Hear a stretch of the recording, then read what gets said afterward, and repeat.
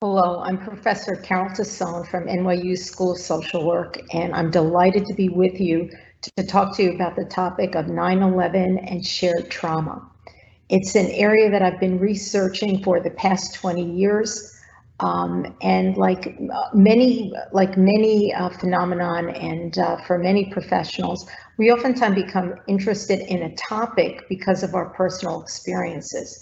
So I have a personal experience related to 9/11 that really spurred much of the research that I've been doing since that time. When 9/11 happened, I was actually sitting with a patient when a plane flew over the building. And my patient and I could hear an excruciating sound. We weren't able to identify what it was. He was very anxious, and he was kind of laughing and saying, it's probably atmospheric conditions, something with the plane where it sounds lower. We couldn't really continue the session. And then you heard the impact on the building. We were about a mile or so away, but you could actually hear that impact. And we heard screams in the street, and people were cursing and screaming and, oh my God.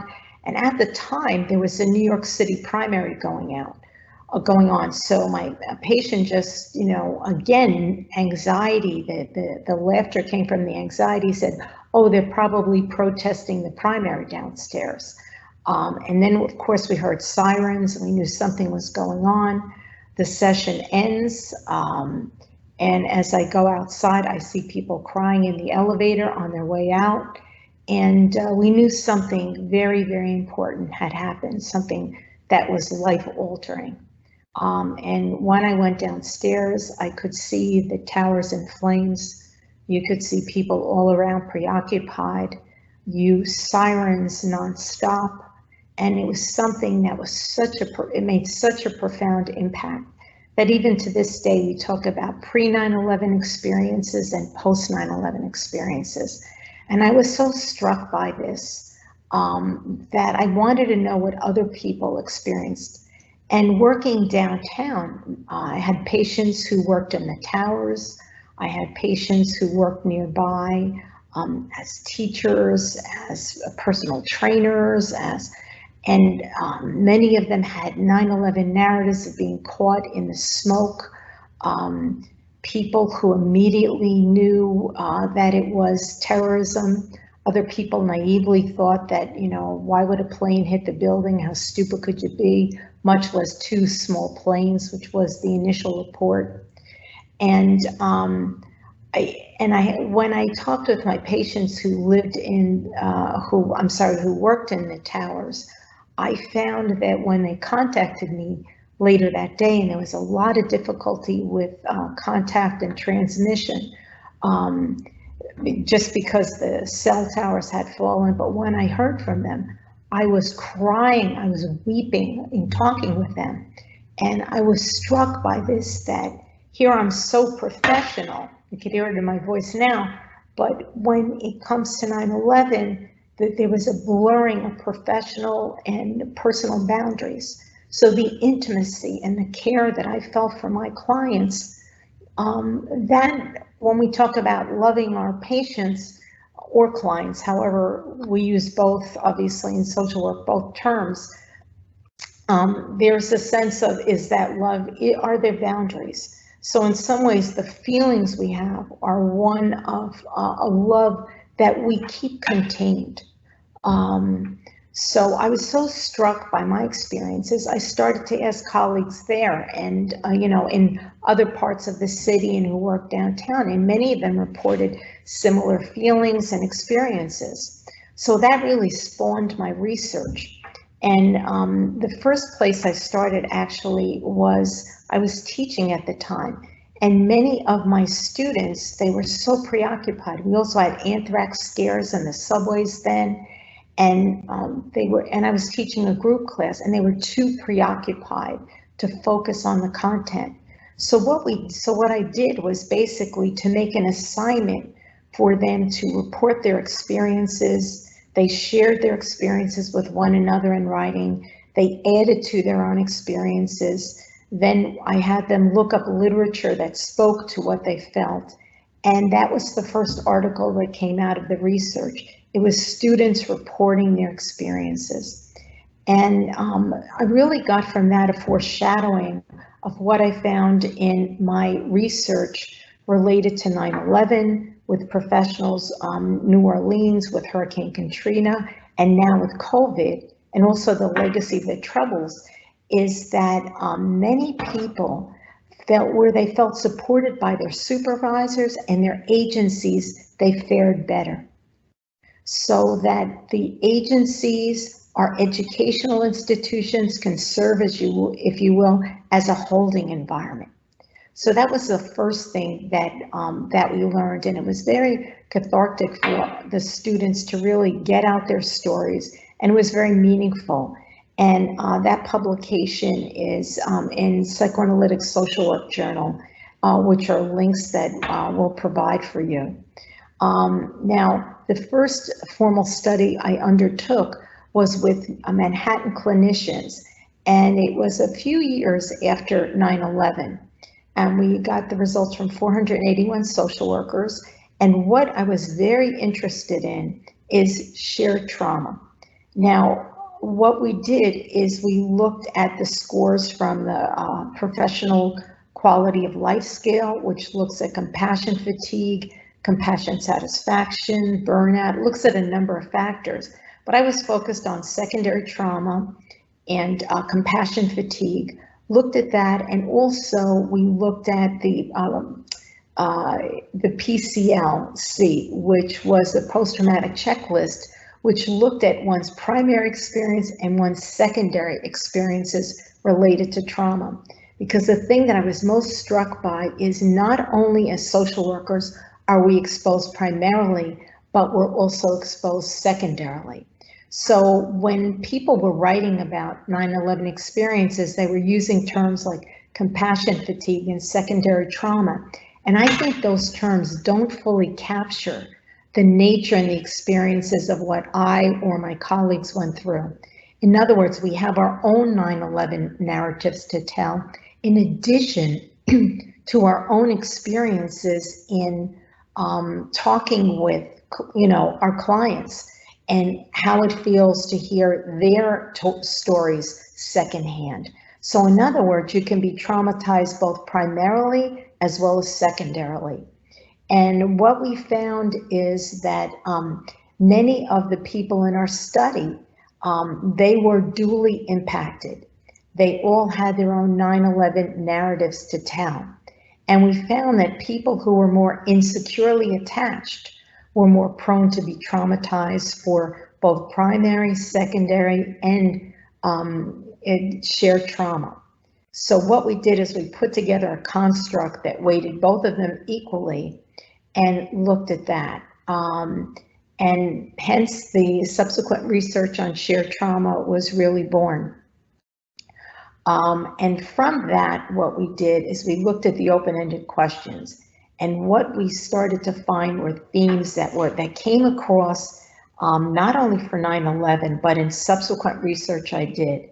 There's a blurring of professional and personal boundaries, such as I described in my experiences with 9/11. Post 9/11, there was more intimacy in the therapeutic work. Many of the social workers described a renewed sense of commitment to the profession and feeling that like they had something more important to offer. Third, there was a leveling of experiences such that they felt that what was most important was the human bond between them and their clients. One person reported the experience that when they heard about it and they were discussing it with their client, they were afraid, for their child who was nearby.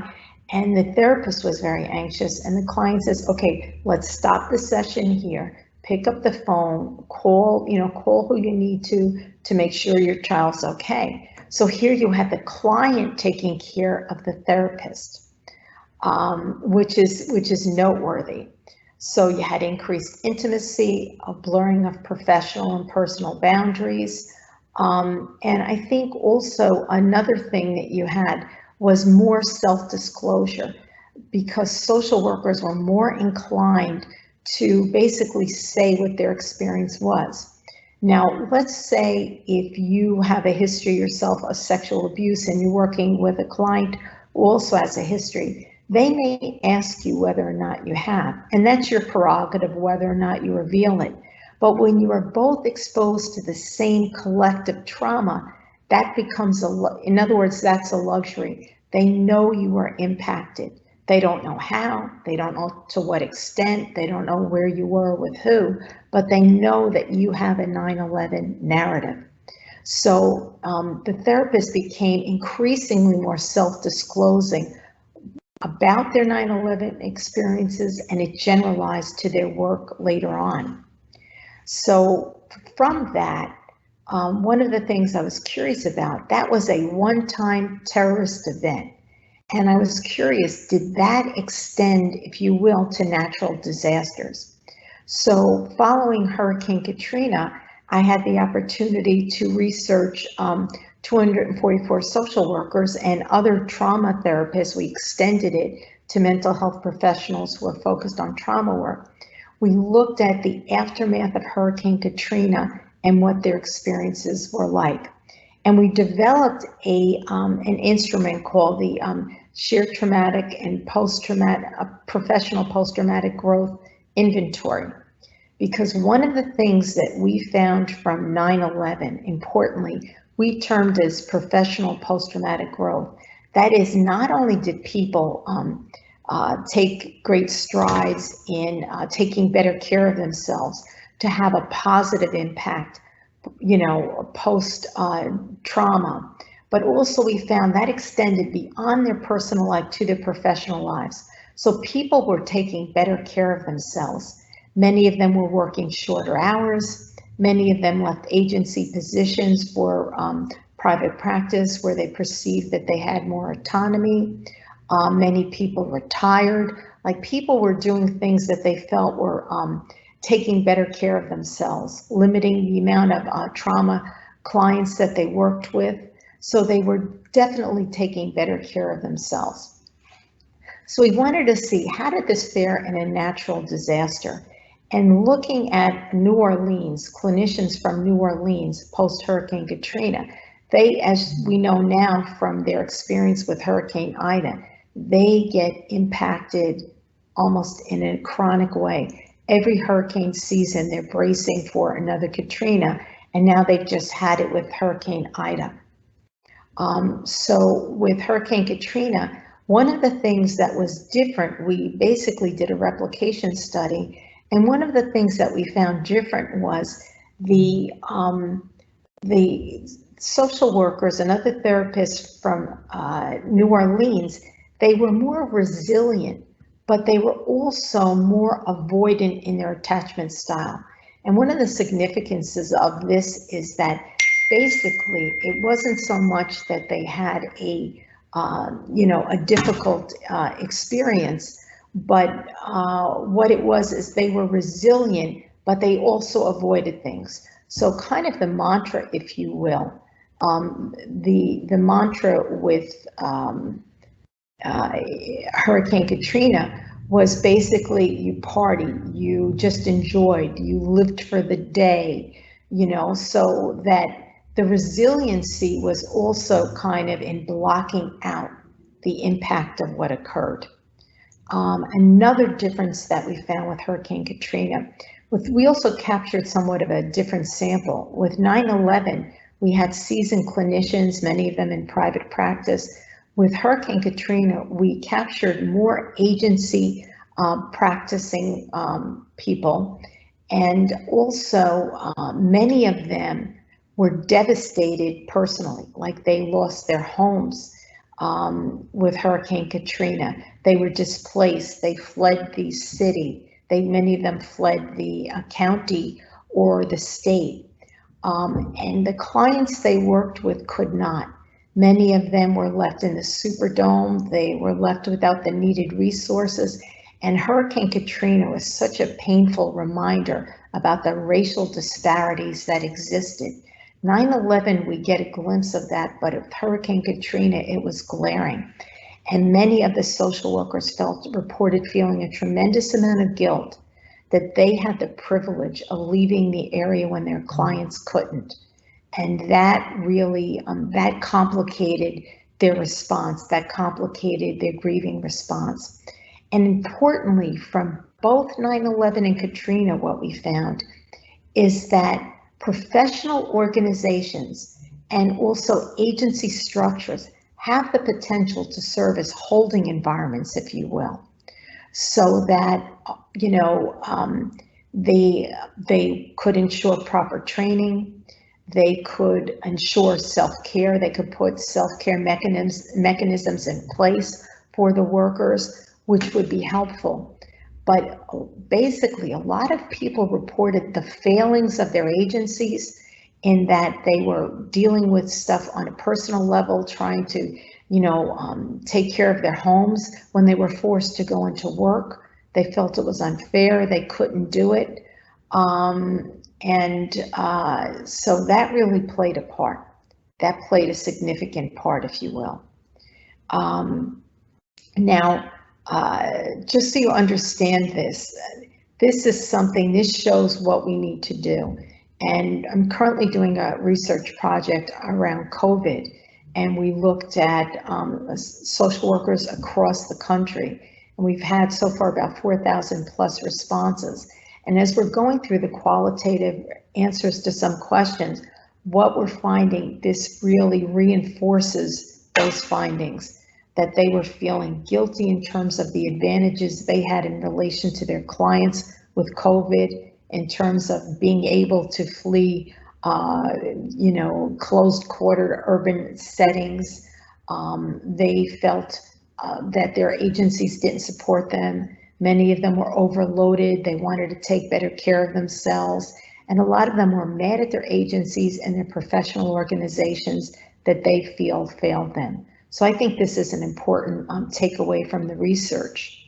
Now, also with all of this, post this, I did work looking at the legacy of the Troubles. I was a co-PI. The PI was Joe Duffy and Jim Campbell. And together what we looked at was, what was the experiences of social workers living and working during the Troubles. So with this, we found, again, similar things, that many of them where they felt supported by their supervisors felt better, but they by and large felt that their educational institutions and a lot of their agencies failed them in providing them with the necessary support they needed. And where they sought the most comfort was really with their coworkers who had gone through a similar thing, so that they were able to debrief about their experiences. And the findings there were just so, really speak to the nobility of social work, because here they were working through bomb scares, threats to their property, threats to their family, threats to their personhood, I mean, and yet they persisted. And they used the common term they used was, you just get on with it. So I think what's so beautiful to witness there, as with some of our other participants in the other studies, was the resiliency and the commitment to our profession. You know, from this, I've also done work in Afghanistan. I've done lecturing in Afghanistan, and Indonesia on the topic of shared trauma. And I've had the opportunities to speak with many people about their experiences who were, you know, professionals, but also dealing with terrorism in their own regard. And it's important to note that there's a lot of research being done in Israel on this topic. Nahami Baum, Orit Nutman-Schwartz, Raheli Deckel are three prominent researchers in this area. And there they refer to it as shared traumatic reality, because the idea is that you're faced every day with this, versus with 9/11, it's a discrete event, if you will. Now, I think this has large implications for what's happening now with climate change and COVID, because no one in the world is escaping COVID. We were all impacted by this. So everyone is experiencing shared trauma.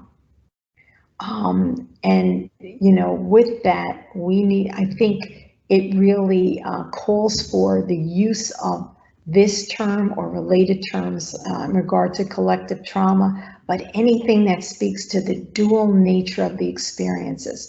We are persons before we are professionals, if you will, and we need to appreciate how it impacts us personally.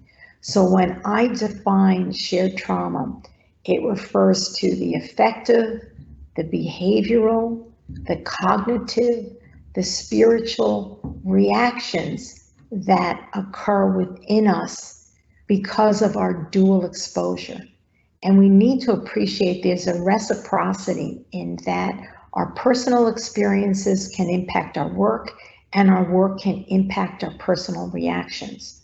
So some workers find that they're overwhelmed by their personal experiences and they need to take a break from their work. Whereas others found they're immersing themselves in their work was therapeutic for them dealing with their personal traumatic experiences related to the disasters or the terrorism or COVID. So in other words, some use work as an important coping mechanism, and others were overwhelmed and needed to take a break. So everybody responds differently, and we need to appreciate that and give everyone wide berth, if you will, with this reaction. And it's especially true with COVID, because COVID brings us to a new world. Just as I'm speaking to you virtually, rather than perhaps the opportunity I might have had to come and present at a conference with you. So COVID has changed our world, and some people virtually find it more distancing, and others find that they're able to take care of their personal needs while professional and prefer this medium. So I think, for parting words, with what is happening with climate change, the best case scenario is we can keep it to a lesser impact, but it sure doesn't look like it's happening that way in terms of the slow response of the global communities. So that we need to be mindful of our personal reactions to what's happening. We need to make sure that we put self-care in place, and we also need to know who is our support network, both the people we love as well as who are the professional people who serve as resources for us. That's the most important thing, because unless we're taking care of ourselves, we're really handicapped to take care of those that we serve. But I think social work has a unique and very, very special role to play in this. And going forward, we address the social injustice, the racial inequities, the sense of fairness that needs to take place, while also dealing with people's intrapsychic needs as well as our own. So I want to thank you so much for the opportunity to present my work for you. And I wish you well. And again, thank you very much for the honor of speaking with a group that I hold in very, very high esteem. Thank you.